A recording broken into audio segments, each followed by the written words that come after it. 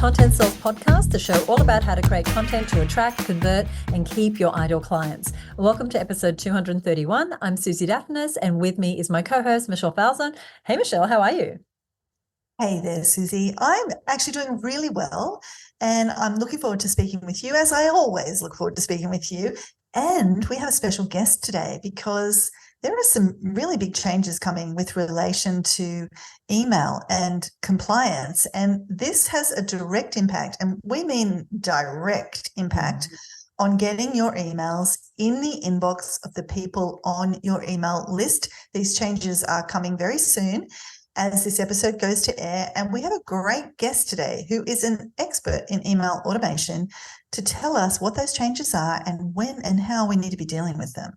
Yeah, I am very excited to talk about this topic. And here's what I want you to know as you're listening. Even if you're not technical, this is the great thing about our guest, is that she speaks in plain language and is going to make things so clear for you so that you know the exact steps to take as these changes are coming through. Our guest is Cheryl Rerick. She's an email marketing strategist, an automation engineer, and a deliverability expert who brings the magic of automation to entrepreneurs, coaches, course creators, so that they can live their lives, she says, away from the tyranny of tiny screens. She's the creator of the automated chill method, which I love the name of.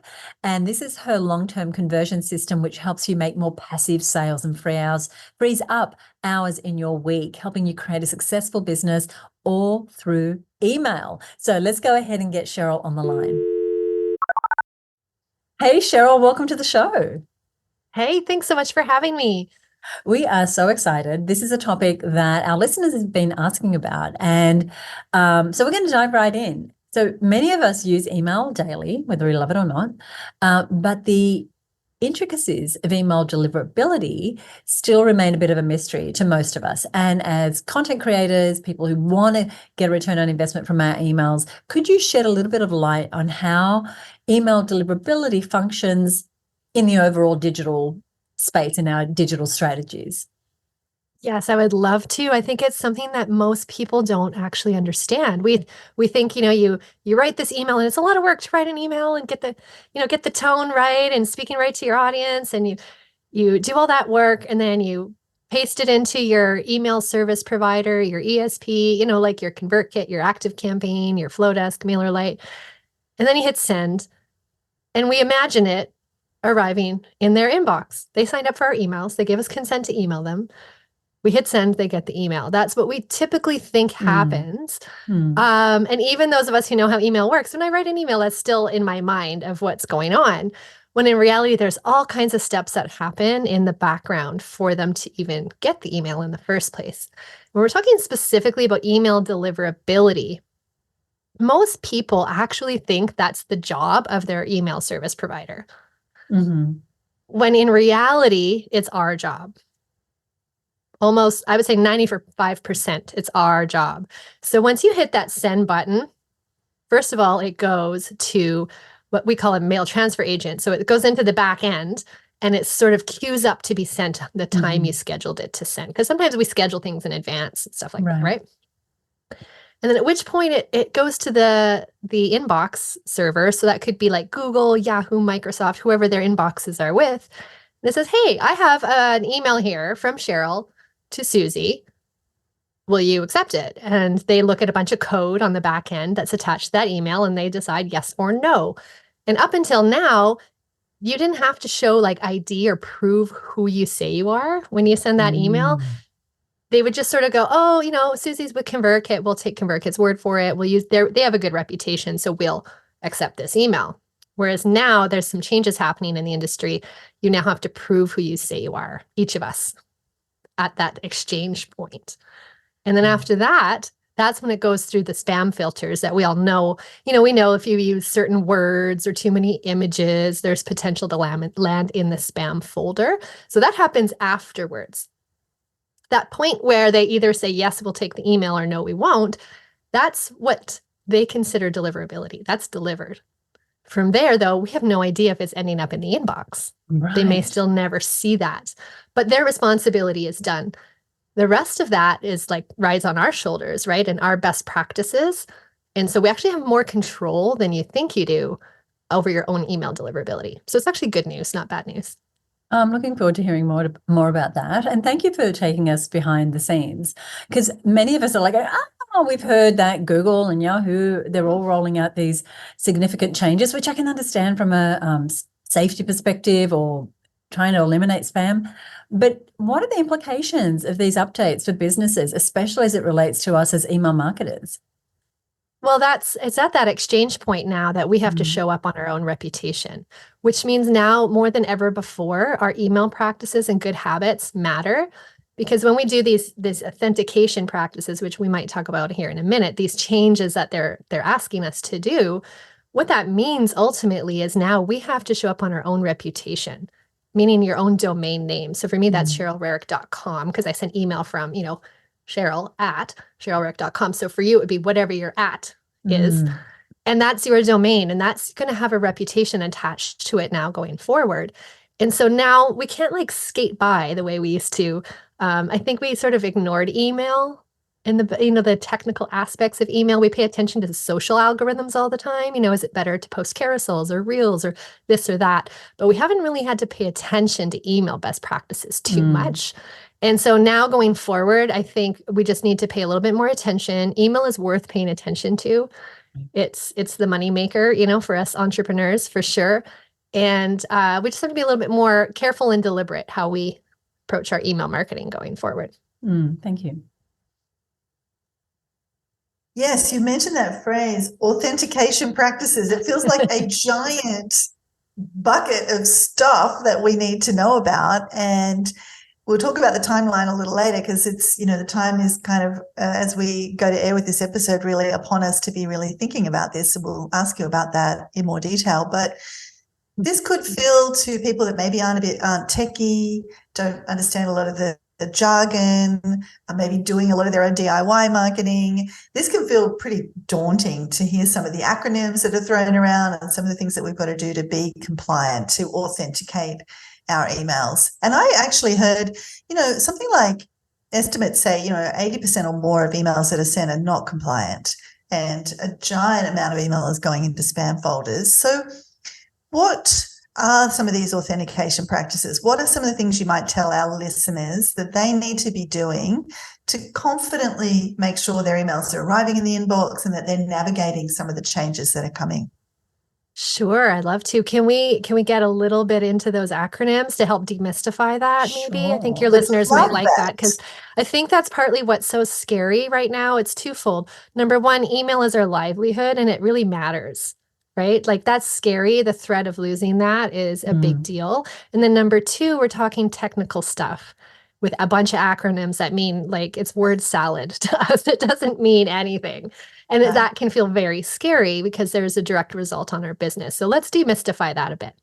So when we're talking about implementing authentication for your email, we're talking about just authenticating your domain to show ID to those servers to say, listen, I actually am who I say I am. Because actually, there are a lot of spam. You mentioned a lot of spam out there. And it's actually not that hard for spammers to sort of sneak your identity, and deliver email that looks like it's from you, but they sort of hijack it. So that's what we're going to prevent. So it's actually all really, really good stuff. And that's stuff we should have been doing all along, probably anyways. And it's only going to protect our brand. So it's not so scary. It's not happening to us. It feels like that's happening to us, right? Google's doing this to us right now. And they are, and they did put a deadline on it, but it's all really good stuff for us to have as a brand. So the first thing you need to know is called SPF, Sender Policy Framework. And you don't need to know that acronym. You don't need to know what that means.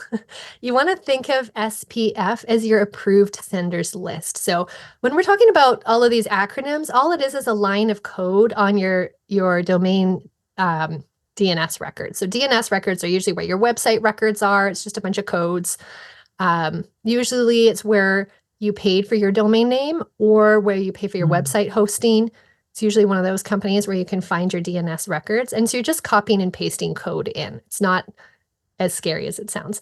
And SPF is one piece of code that you paste in that lists all the places you send email from. So it's like saying, okay, I allow my email service provider to send emails on my behalf. I allow maybe Stripe to send emails from my domain, from @CherylRerick.com. Maybe I allow my course platform, or maybe I have, like, I personally have transactional emails that go through Amazon SES. So I have to think of all the places I send email from and list them out here, so that when that email is sent, they're going to check that and say, does Cheryl authorize these people to send email from her? Like, are they cool? Or are they pretending to be Cheryl, right? And then they'll approve or like accept the email, reject the email, or put it in spam accordingly. So it's like telling the email post office who's allowed to deliver mail on your behalf. So it's not so scary, right? It's okay. The next one that you need to have, more code, is called DKIM, which is Domain Keys Identified Mail. You don't need to know that either. And I like to think of that as a wax seal on an envelope, like in the old days. I think of like that, the show Outlander or something, like an old timey where they have the wax seal that has your special emblem on it. If it arrives, it's so good, right? And if it arrives untampered with, because of the wax seal, that's what DKIM does for your emails. It makes sure it's not tampered with while it's traveling to its destination. That's pretty cool, I think, right? Like, that's pretty fun. I want that. I want some wax seals on my emails. And that's all it is. We call them keys. So keys are like the emblem that you like imprint into the wax seals. So again, you need to do that for every place you send email from. I think that's what a lot of people miss. You need to do that from your Google Workspace or your Outlook 365, and also your email service provider, and also anywhere else that you send email from. So part of the hardest part is trying to figure out where the heck you send email from, right? To make the big to-do list. That's the hardest part. And then after that, you can just implement these quite simply by copying and pasting some code. The last one, and this one's getting the most publicity, which is funny to me, is people are calling it the DMARC changes. So DMARC is getting a name for itself. And that's just some more code. This one I like to call the contingency plan. So your DMARC that you put on there is just what to do if either of the other two fail. So it's just the checks and balances one. It's the one that you tell the Google or Yahoo what to do with mail that arrives from you if it doesn't pass either of the other two. Should they let it through? Should they send it to spam, or should they reject it completely? So that's all it is. It's sounds way scarier than it is, right? And it's all really good stuff to have to protect your brand. Right. Oh my gosh, I love how in just a couple of minutes you have demystified, de-scarified these acronyms and these concepts that have been bandied around. I know from the business owners that we work with, a lot of small business owners in particular are really worried about what this means and unsure of what this means. And the acronyms are scary. And you've just kind of just drilled it down to things that actually sound like and feel like good things. These are actually things that are protecting us. So I love that you've really turned that around. I hope as you're listening, you're going, okay, this feels doable. Cheryl's made this feel like it's a thing I can do. Now, who might help us with this? If I'm listening to you right now and thinking, okay, that all makes sense conceptually, but I don't even know how to find my DNS record. I don't know where to copy and paste the code. I don't actually know how many places I'm sending email from. Like, who in their organization might help them, or where might they go to get help with this? Well, yeah, definitely. If they have an organization, if they have a tech person that they have hired, or a contractor or VA that's a tech inclined. Not every tech contractor knows this stuff, though, so you have to check with them to see if they do know these things. That is the hardest part, I think, is it's still technical. It's still like anytime you have to do anything with your DNS records, it feels a little bit scary, right? It's like, I don't really want to touch these things. Like, I don't want to break anything. So yes, definitely, if you're not comfortable, if you're like tech inclined and you're like, okay, now I understand it, I got it, I can do this, go for it. If you need help, then anybody you have on your team who's your tech person, which is good to go to. But I also created a workshop series to help people because that was the biggest question I was getting. It was like, Cheryl, can you help me? And I'm like, I can't help thousands of people one-on-one, but actually I can teach you to do it in a step-by-step, easy to understand way. And the best part about that is then you understand it actually, and you know how to do it, which I actually like better. Because this is email now. Like, this isn't just a one-time thing. You need to no, like next time you sign up for an app that sends email, you're going to have to implement these right away. So and we Right. change tech stacks all the time as entrepreneurs. Like we like to play around with that. So it's really good stuff for you to know. And you are capable of it. It isn't that hard. It's just technical. And once you do it once or twice, you get in there and work with it, it's not scary at all anymore. Mm. And Cheryl, I'm so glad you mentioned your workshop. I mean, for anybody that knows Cheryl, knows her work, has been in any of her training, she really does a fantastic job, as you can probably hear on this episode already, translating scary, complex stuff into pretty easily understandable stuff. So we'll definitely put a link to your workshop in the show notes for today. And as you're listening, we'll give you details on how you can access those notes a little later on. And just as kind of a follow-up question, and you've probably already answered it mostly, but I just want to give you an opportunity to say anything else about, as an email marketer with these changes that are coming, what are the core responsibilities? We've updated the scary acronyms. Is there anything else that we need to be doing? Yeah, we just have to watch our best practices going forward like we never have before. Like it matters more because once you implement those things, once you copy and paste and hit save, now it's your reputation that you're riding on. So if you're getting a bunch of spam complaints, that's a black mark on your own domain now. So we do have to be more careful. And one of the best things you can do is clean your list and make sure you're not emailing unengaged subscribers, because the little realized fact is that your email list is shrinking all the time. That's why we have to keep growing it all the time to make up for it. It's shrinking from unsubscribes, but it's also shrinking by people losing interest. Right. And with these new changes, when we talk about spam, there's two kinds of spam. There's people that mark you as spam, which is really bad. We don't like that. We prefer if they unsubscribe happily. And then there's the spam filter when you send certain content that they don't like and they send you to the spam folder. So that's a little bit different. But when people are talking about spam, like us as email marketers, we think of real spam, like the credit card fraud type spam, right? That's what we think of. But in actuality, spam is just like to Google and Yahoo, they think of it as anything that sort of has patterns of spammers. And we as email marketers can accidentally use those patterns, even though we're real good humans sending really good emails and we're not trying to spam anyone, right? But we can accidentally do that. And part of the way we're doing that is by emailing people that no longer want our emails. And a nonverbal way of communicating that is that they just stop opening them. So we need to stop emailing people who stop opening our emails. And that helps your open rates. It feels really good too when you clean your list and then your open rates shoot right up and you're like, yeah, this is awesome. But it also helps you reach the people who do want to hear from you. Because the more people don't engage with your email, the more Google and Yahoo and Microsoft think you're the kind of marketer that people don't like their emails, right? So the more people engage, the better it looks, and the more you'll get in the inbox for the people who actually want to read your emails, but also buy your stuff. So it's actually really good business to keep a really clean list. I just want to touch on this idea of the clean list. So they're unengaged, and inside of our system, it might be a 90 days or whatever the measure is that says, okay, these people are no longer showing interest because, like you said, they're not opening, they're not clicking. Is there anything else that we might do to keep a list clean? That is the most important. Is I suggest if 90 days and more, assuming you're emailing regularly, like most people once a week or at least every 2 weeks, if they haven't engaged with you at all in 90 days, it's time to let them go, because the statistics show they're not very likely to re-engage. But a lot of people like to do a re-engagement sequence, right? Where you send an email out that's really juicy and enticing to make them want to click something to get them to re-engage with you.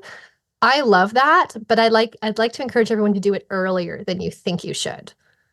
So after earlier than maybe 90 days? 60, because by 90 days, you're sending that out. Hardly anyone's going to open it anyway at that point, right? They haven't opened anything at all in 3 months. If you're emailing regularly, the re-engagement sequence is almost a waste of time, and it has really low open rates, which aren't awesome. Yeah, got it. From a data perspective. So I'd like to encourage people to start that earlier.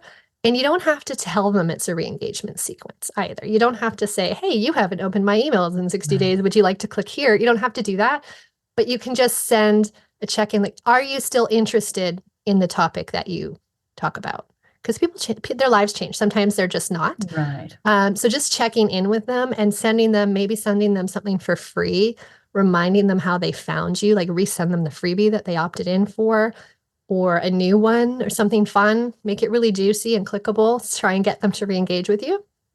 But I'd like everyone to think about doing it earlier than maybe we have in the past, so that we can actually keep them engaged.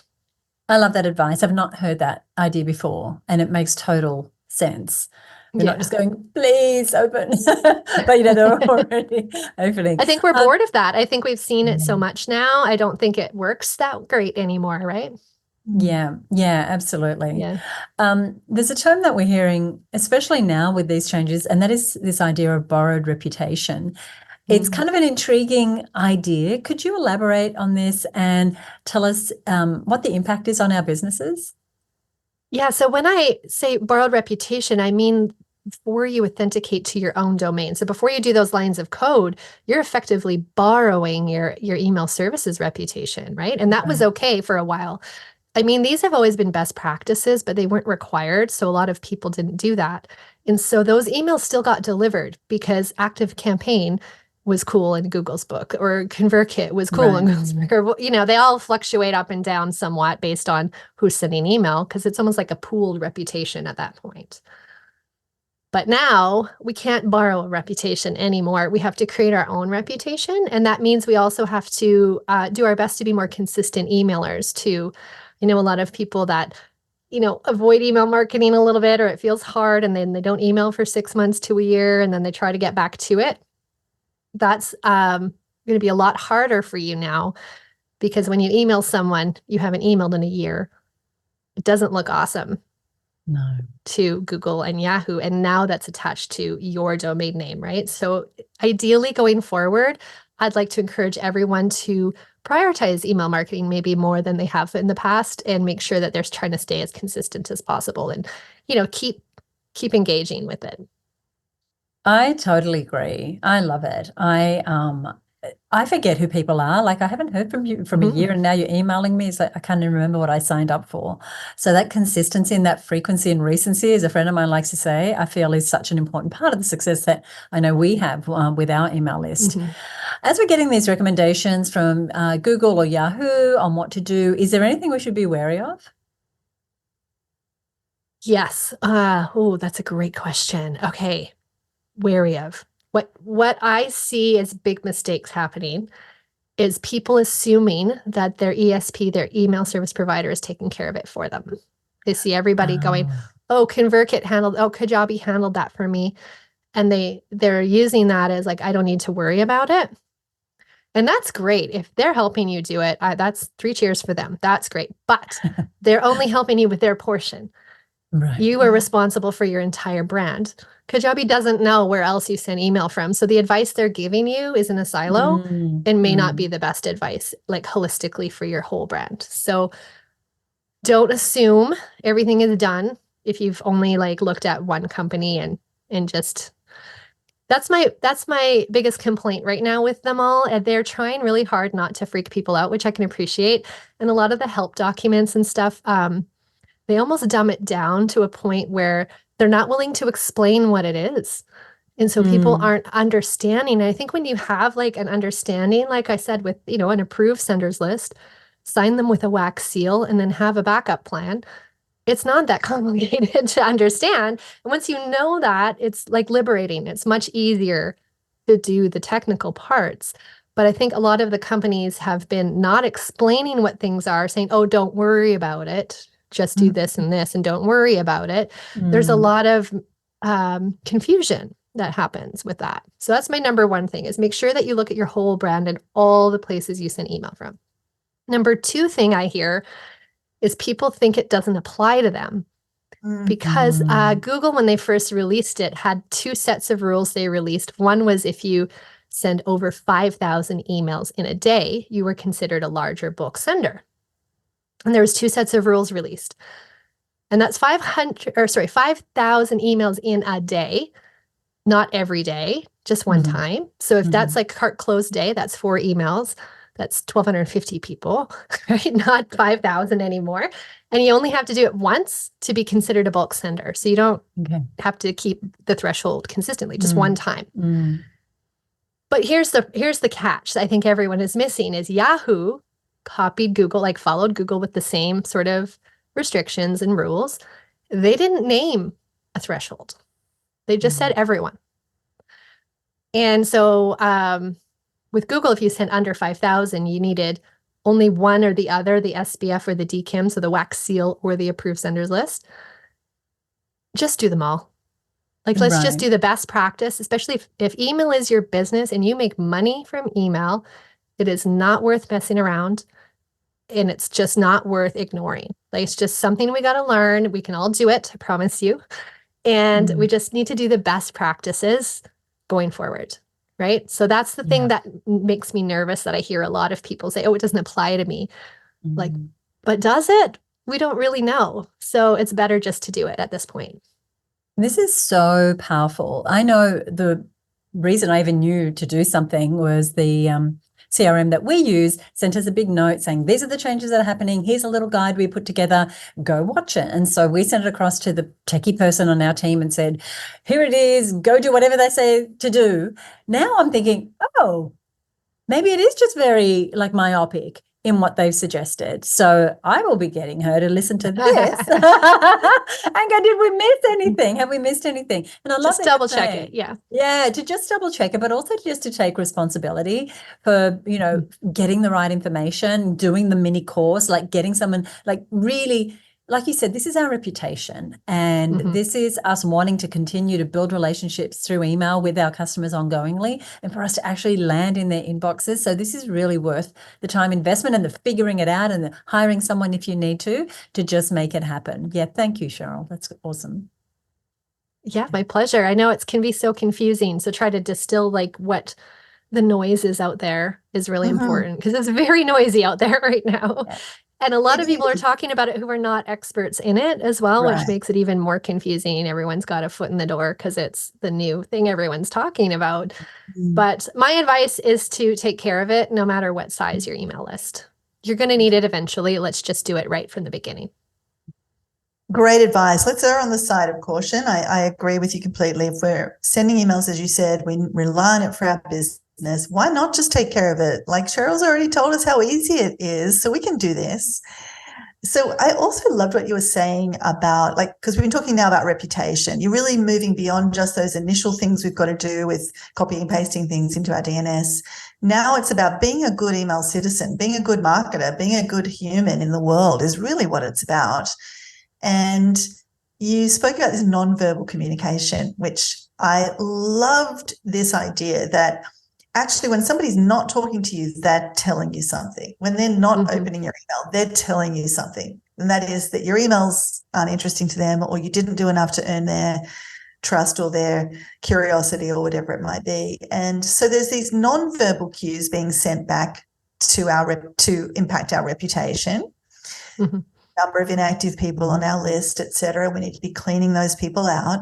But there's actually another very clear thing people do to tell us that they don't like our emails, and that is that they click and put us in that spam folder, or they click the button on our email that says, they click those 3 little dots on Google and say, mark as spam, right? What I just wanted to touch on is the changes that are upon us.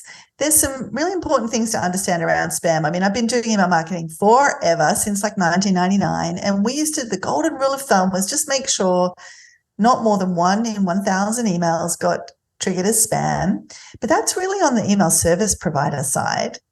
And now there's a whole new way to think about those metrics. And also it's not just what's happening on our email service provider side. Could you, in your fabulous Cheryl way of demystifying things, just speak to this just for a minute or two about the new things that are happening with spam? Yeah. So the reason all of this is happening in the first place is to crack down on spam. That's like why they're doing this in the first place. And it's not because they're trying to help us out with cleaner inboxes, right? Google and Yahoo are businesses, and spam isn't helping them any either. So because they're doing that, they're also cracking down on all the ways spam affects email. And one of them definitely is spam reports. So if you end up in the spam folder, that's happening at the filters after the email's delivered. Where it ends up inside your Gmail or whatever is a separate conversation. So what you're talking about is when people mark it as spam, say like, this is spam, this person shouldn't be emailing me. First, before we get into it, you said about good email citizens.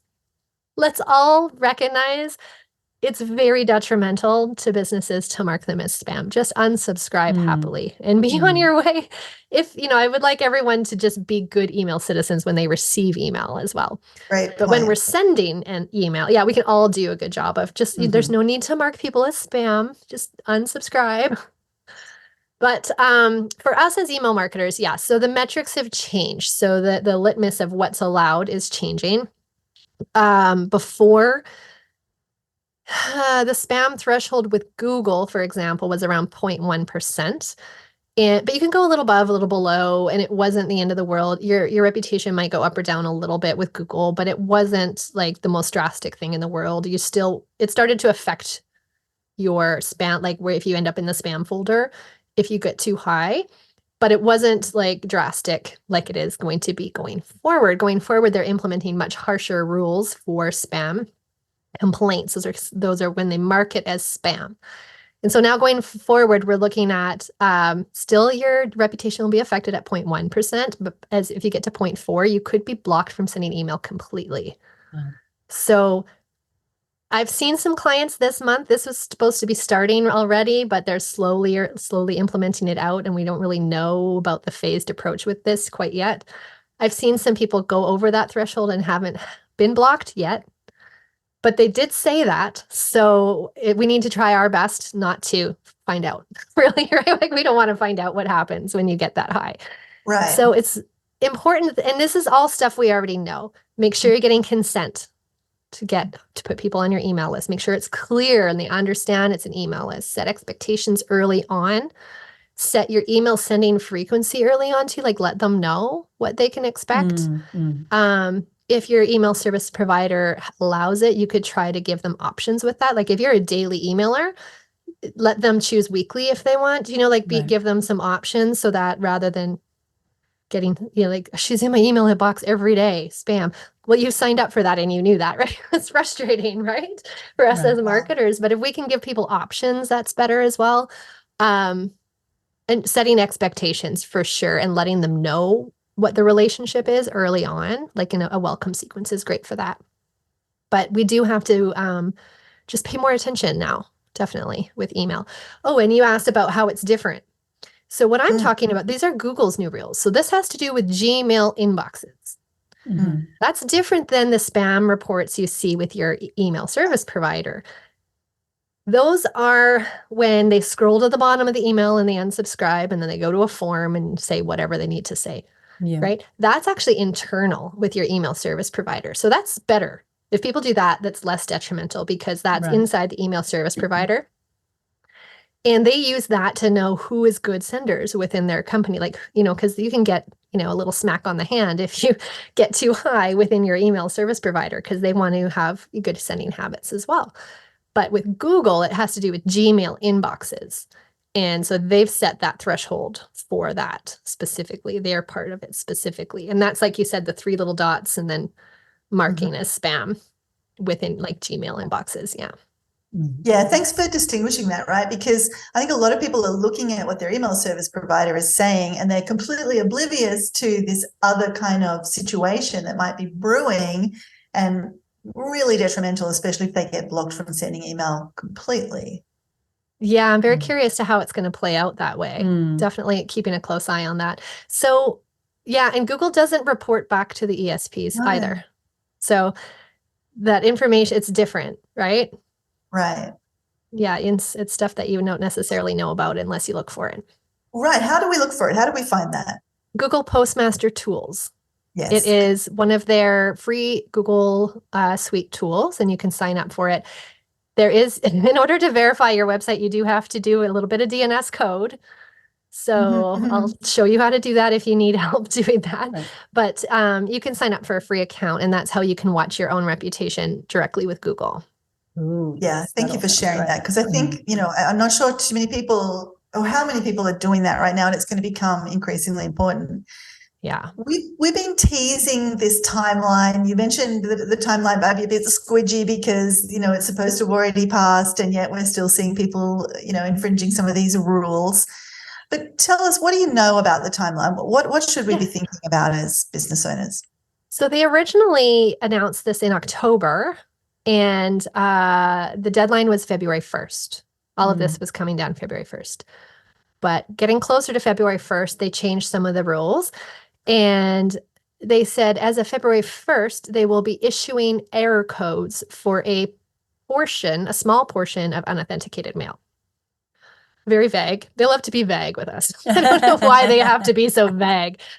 So the good news is if you haven't done email authentication yet, you haven't done that SPF, DKIM, DMARC part of it yet, there's still time to do it. So they pushed the hard deadline to April. So if you're sending an email right now, you might get an error code saying, no, you can't send those emails. You're unauthenticated. Or I've seen error codes in recipients boxes, like it's gone to spam, and there's like a banner at the top that said this was sent from somebody who's not authenticated. Is it spam or isn't it? That's terrible. I've seen some of that. It's not consistent though. Like I said, they said portion of an authenticated mail. So I've seen a few of those happening with some clients and students. The good news though, the hard deadline has been moved to April. So there's no time to waste. You want to look at it right away because some of the stuff might take you a little bit of time to learn or to figure out. I mean, the actual doing of it probably take you half an hour, but it's the figuring out what to do and where all your stuff is located and that kind of thing might take a little bit of time. So don't waste time. Get it done as soon as possible so you don't need to worry about what day in April they flip the switch, right? Or what, I don't know. It's all very vague, which is complicated. Like just give us a real deadline. But it's actually good news that they made an extension to give people a little bit of time to get organized. I think the bigger senders will be held to a higher standard too than the smaller senders. Yeah, I'm very keen to get this information to our community because they are smaller and they may be thinking it doesn't really apply to me. I'm not doing that sort of bulk, but I'm glad they've got that extension of time just to make sure that, their little businesses are protected. Totally. So thank you for taking us through the tech adjustments we need to make, some of the strategy around staying out of the spam box. Are there any additional steps that you would recommend that we take to ensure that our emails not only get into the inbox, but also really capture the attention so that people are opening them, they are clicking on them? We could talk all day about that. We could. I think you're marketers. We could probably talk all day about that. Definitely knowing your ideal buyers, speaking directly to them, go back to your foundations of messaging and connecting. But when it comes to like trying to stay out of the spam filters so you don't end up in the spam folder, you want to look at your emails under a little closer microscope going forward and remember that spam to them is patterns. So anything that spammers are doing becomes a red flag to them, right? Are spammers using a ton of emojis because they're using AI? Yeah, they are. Yeah, right. Maybe don't use a ton of emojis. A couple here and there is fine, right? Don't put like 10 exclamation points at the end of a word that appears like something a spammer would do, right?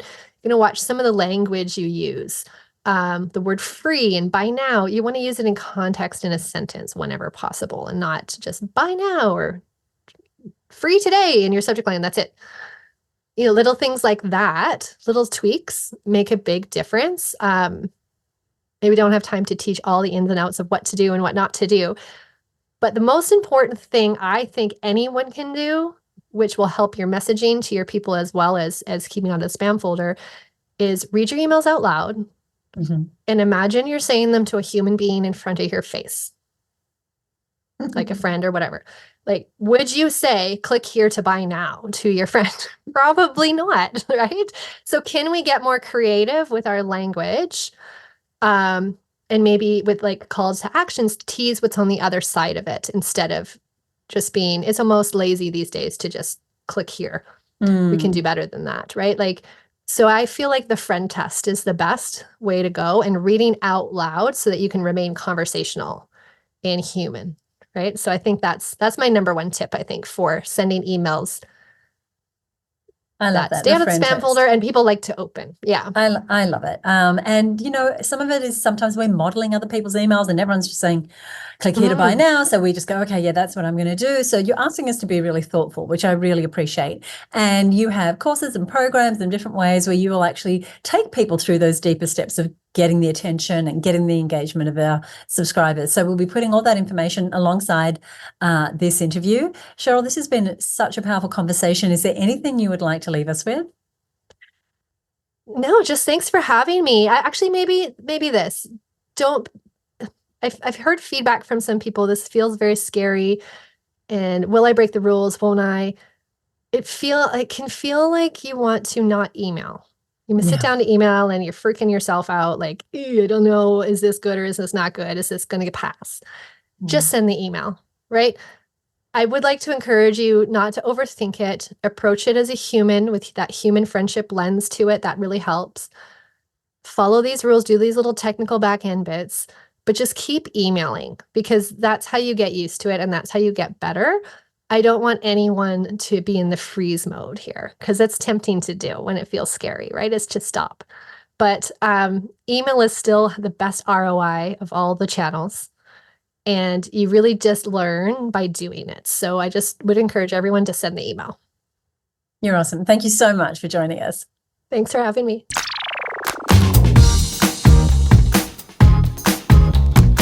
Michelle, I absolutely loved everything Cheryl had to say. I could listen to her all day. Isn't it great hearing a communicator who is such a master of their subject that they're able to take complex ideas and make them simple and also sticky? You know, she spoke about technical jargon that is baffling and she just brought it back to something else, like a wax seal or, you know, your approved senders list. She was able to demystify things that I think have been mystified for most people since they started email marketing. So it was really great to hear her just as a communicator and a person with expertise kind of translating her expertise into great content. And in preparation for today's interview, Michelle and I were getting familiar with Cheryl's information, the different programs she runs, and we were both so impressed by her clarity in her communication, her ability to convey messaging in a really compelling way. And so just separate to what we're talking about here today, we're going to really encourage you when we give you the details to learn more about Cheryl is to really just look at her marketing and look at what she's doing because it's really, really exceptional. Some of the best work I've seen in a long time from a marketer. So we'll get to all that. What we do want to do right now is we want to recap on a couple of the things that we're taking away from what Cheryl said. Michelle, would you like to kick us off? Sure. I think that this was a through line through everything she said, which was really about being a good human, really, and specifically being a good email citizen. And she used that great phrase, the friendship lens. You know, she said, read your emails and imagine there's somebody right in front of your face who's a friend. How would you speak to them? And Susie was just mentioning Cheryl's, you know, the way she communicates in her emails and her webinars. And I do second that motion to go and check out her funnel and just see how she's communicating. But she's really walking this talk that it's okay to speak to people in plain language, in the way you might speak to a colleague that's standing next to you or a person that you might meet in the street that is asking for your help with your topic area. I think with marketing, we have to do some other weird language that isn't ours to be marketers. And that is not true. That's something, a myth we're trying to bust constantly on this show. And Cheryl does such a nice job of walking that talk. But just despite all of the changes that are coming in the technical details, it's kind of like SEO. You know, with SEO, you just got to put out good content. It's the same with email. If you're putting out good content, if you're keeping people engaged, if you're keeping a clean list, if you're speaking to people like you'd speak to a friend, if you're doing a lot of those things, you're already so far down the path. Of course, there's some specific technical things to do, and we'll get to that. But just this good email citizen thing really, I thought was a big, big point. And you know who doesn't have a good human friendship lens? ChatGPT. Like that's what, if you're using AI exclusively to do your emails and you're not injecting the humanness and that friendship lens in there, you're going to end up with emails that don't sound very friendly at all. You know, they are obviously, for me anyway, I don't know, I'm sure, Michelle, you can detect it too. I can pretty much tell Sure. when AI has written an email because it doesn't have that friendship lens. It's all a bit buttoned up. And so that's just a little precaution I wanted to give you. One of the things I'm taking away is because we have had an email list for a million years. And so we have lots of people on our unengaged list. And a lot of them are people we paid a lot of money for to acquire those leads. But for whatever reason, they haven't been engaging. And so it can be so tempting to want to email them because we invested money in them, and it's like seems such a waste. But that was such a really good reminder to not do it because, you know, the system is paying attention, and it's not going to be good for your reputation to be reaching out to people who have already silently said, I'm not that interested, because they haven't responded, they haven't opened, they haven't clicked. So that was a big takeaway for me, Michelle. I'm so glad you underlined that, because psychologically we just think, oh no, we'll get them to come around. But it's hurting our reputation so much that the value exchange isn't there anymore. And actually, we're going to give you a link to Cheryl's workshop. But one of the things I saw her say in that workshop was she had a graph. The metrics don't lie. It blew my mind. The chances of somebody re-engaging with you after 90 days is down to 1%. 1% chance they're going to re-engage with you. So it's going to be very hard to win them back. So I just want to reiterate your point, Susie, and Cheryl's point. Get them off your list after 90 days if they haven't engaged. Otherwise, it's hurting you, and you really have very little chance of doing anything to get them back. I do want to speak, Susie, about the technical things. I loved how Cheryl made it feel not too scary and not too hard.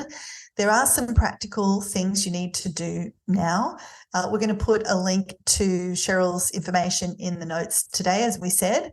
But like Cheryl said, if you're a bit tech savvy, there's only a couple of things you need to change. This episode's given you a lot of details around that. If you've got a tech person that maybe helped you set up your emails in the first place, or somebody on your team, of course, they can help you as well. Wonderful. I love that too. And here's the thing, I'm not going to do the things, Michelle. I'm not the techie person. And so maybe you're not the techie person either, but someone needs to do these things. So you want to definitely do it before the deadlines that we shared earlier, because it's just too important for your business, even if it does sound scary. And as I mentioned, and when we were talking to Cheryl, you know, we have someone on our team. Now, maybe you don't have someone on your team, but there are people out there that will do this for you. So you want to make sure that you get it handled. The other thing, which was again just a great reminder, was that we are responsible for the effectiveness of our emails, for the results that we get, for keeping our lists clean, for being compliant, for watching our stats, for all those things. The thing with email is it's always been such a bonus that we have this opportunity to get right inside of people's inboxes for practically no dollars, but we still need to be very responsible for getting the results. And so the more that we can be good email citizens, the less it's going to cost us to having to keep topping up our email list because people are leaving. So just that area of responsibility for me was, again, a really great reminder. Yeah, and it can feel like, especially if you read the media, like it's all out of our control. And I also love that Cheryl's like, no, hang on. It's all actually mostly in our control. These are just a few things that are being done that are actually good. They're good for all of us. So I love that reframe. Yes, we still have a lot of control over our reputation and over the effectiveness of our emails. And by extension, that kind of brings me to the last main takeaway I wanted to share. I'm taking pages of notes, but the one I wanted to mention was about her comment that spam is really a series of patterns. You know, millions and millions and millions of emails are sent every day. The only way that places like Google can really figure out what spam is to look at the patterns. Right. And so I loved what she said about that. We can accidentally step into a pattern that is the pattern of a spammer, even though we're a good citizen. So just being vigilant about avoiding some of those spam patterns, but not so vigilant that we freeze up and we don't send email, right? Keep sending email. That was the other great piece of advice. So be prudent, tick the boxes, literally tick the boxes, do the things you're supposed to do, but then just be a good citizen and get those emails out there, because you've got 90 days once somebody joins your list to have them want to hear from you and stick with you, or they're out, or 90 days from the last email that they interacted with. So definitely be mindful of those things and get out there and put out some great content. And one of the things that's going to have you be more confident is just to continue your education in this area. And Cheryl's put together a free workshop. We're going to give you the details on how to get it hold of that in just a moment. But before we do that, we want to do a quick shout out to one of our regular listeners. That listener is Melanie Campbell from Confidently Perry.